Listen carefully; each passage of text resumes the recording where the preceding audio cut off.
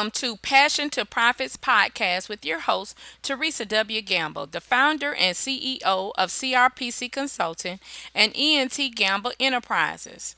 Today, we want to talk about pivoting your purpose and passion, the COVID-19 global crisis. Also, purpose is the reason you journey, and passion is the fire that light your way. Today I want to talk about with you about how to pivot your purpose and passion through the COVID-19 epidemic that our country is experiencing. You may want to ask yourself, what is pivoting? Pivot is the central point, a pin or a shaft on which a mechanism turns or oscillates. In other words, another word meaning would be an axis, an axle, a pin, a hinge, or a swivel. But the verb meaning of pivot is to turn on as if on a pivot. Other words such as rotate, spin, whirl, turn, swivel, wheel, revolve, and twirl. Passion means a strong feeling of enthusiasm or excitement for something or communication, something that you love to do. So today I want to share with you some things because many of you are entrepreneurs, some of you are family members, some of you are professionals that work 9 to 5, and I will be discussing some various tips and ideas for each of those statuses you may fall into.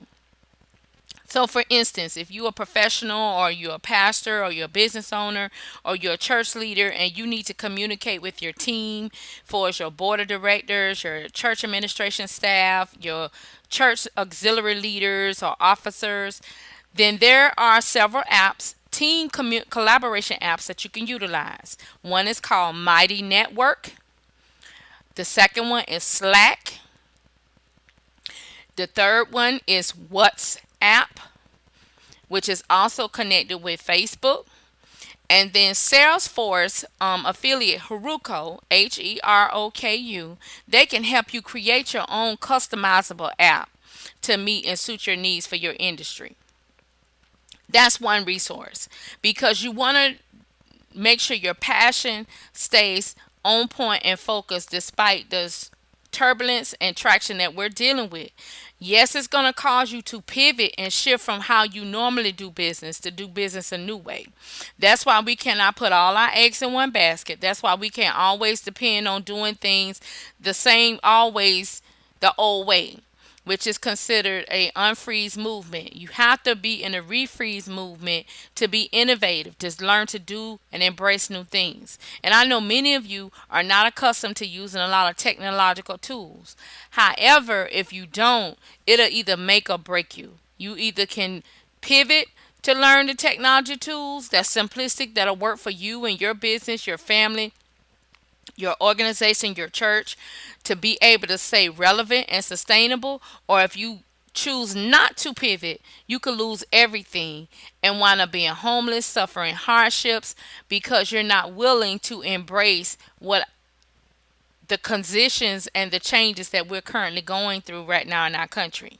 So may want to take that into consideration. Well, you may ask yourself, well, I don't have the skill sets. I don't know what to do. I don't know who to call. I don't know how to suggest. This is where you have to become educated. You have to get some online education. edx, edx.org have online courses and that you can take and audit where you can earn certifications, you can earn certificates from the best professionals, the best Ivy League colleges, so you can understand what tools is necessary in this industry, especially in technology. You got machine theory. They're doing shopping online through Shopify. Besides Amazon, you have other platforms that you can utilize to be able to execute your message. If you're a letter writing person, that will be your email newsletter distribution. Some of us use software applications for inviting for events, face-to-face events. But you can use virtual events, which is Zoom. You can use free conference call, has a video conferencing option. You can use the conference call line if you're not a video person, but you will talk on the phone. So whatever fits your boat and your need, but the most effective is to make sure you're learning something new to help you stay relevant. Then those of you that have products that you sell for your business or products that you sell for your company you work for, utilize your social media platforms by offering solutions to a lot of people may be experiencing during this global pandemic. This is where you become a teacher. Each one teach one, where you teach them how to use your product, to teach them how to be able to utilize the things in their home, to become an expert on survival skills, on survival tactics, how to use the things in their home to stay relevant, to save more, especially those who 401k was in the stock market, and the stock market, you have lost money. But stock shares are real slow right now, and major companies that you probably want to consider invested in real low right now. And when we come out of this crisis, the stock market is going to go back up. So you'll recoup that money back to help you sustain even more once we come out of this global crisis. So spend wisely, save wisely, but make sure you're working on a strategy at the same time. Also, you need to make sure on your website, your landing page, that you have an online store. So as you demonstrate your products and people want to buy, they can be able to purchase from your online store. Then this is where you need to educate and learn about drop shipping yourself, where you can print out your shipping labels at your house, get your scale and weigh your products and stuff. Check with the companies like UPS, Federal Express, those other shipping companies, Postmates, to see if they're still running during this time of global crisis, or they're limiting their services. If that be the case, you need to you have to learn and find out what other options are available local for you to get your merchandise out so you can continue to make a profit. Make sure you have insurance on your product and your merchandise. So if it get damaged, it get lost, it get stolen, the customer won't be out of money and you won't be out of product and not making the revenue. So that business insurance is very important.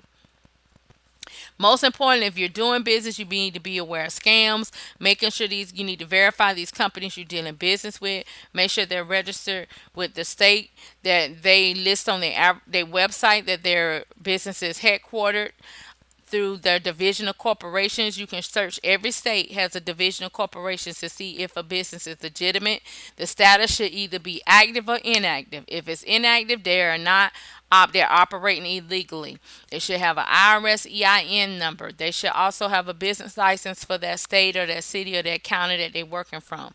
They also should be able to have that information online on their website where you can verify. Check with the Better Business Bureaus and make sure no complaints has been filed on them. Check for Google reviews to see the reviews if they have received any, as well as any other on Yelp. Different places where a business is listed online, always read and check the reviews. Of course, we have a lot of fake news going on, so it's always good to verify those reviews and make sure they're legitimate.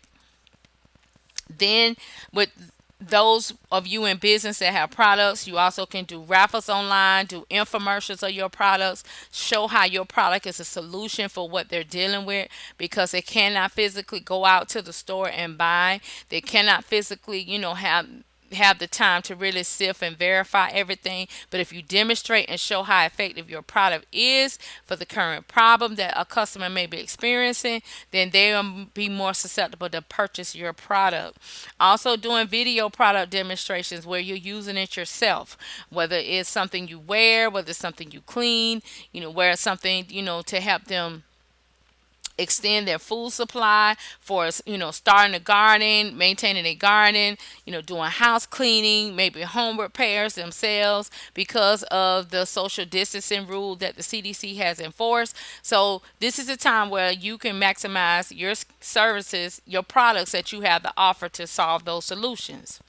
Then for our service industry people, this is where you don't have a tangible product, but you offer a service. This is where you need to start talking, doing the podcasting. You need to create online courses, something basic, something simple that they can take and possibly offer certificate completion. There's you have Udemy, you have teachable.com, you have Thinkific, online platforms that you can use, something simple, drag and drop. If you've done video lectures, if you presented somewhere, you need to repurpose that content, especially if that topic is relevant right now on all your social media platforms. Not so much of the coronavirus issue to spread more panic and anxiety. Use your business and your products and services to provide hope, to provide a solution, to encourage them, to push others to produce and birth their passion and their purpose into a product or service that they can monetize either in the midst of this crisis or when this crisis has surpassed. Also, you have pay-per-view webinars that you can offer. You can do ebooks, you can write actual books that you can sell. You can create DIY checklists on how to do this, the steps you take to do that.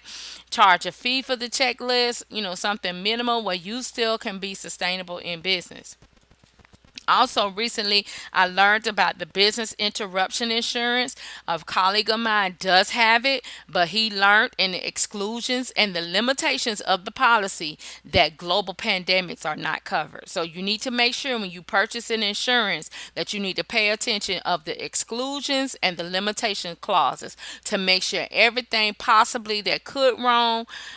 God forbid we don't want it to go wrong, but you have to make sure that you're covered, because if not, you're paying for insurance that cannot help you in the particular crisis that our country, our city, our state may be facing. One of the Facebook groups that I'm a part of, she put the moderator put this message out that said that if you have any bills that are actively being reported to your credit, please call them, tell them that you live in an area that's affected by COVID-19. The bills will be waived for up to 60 days with no late payments.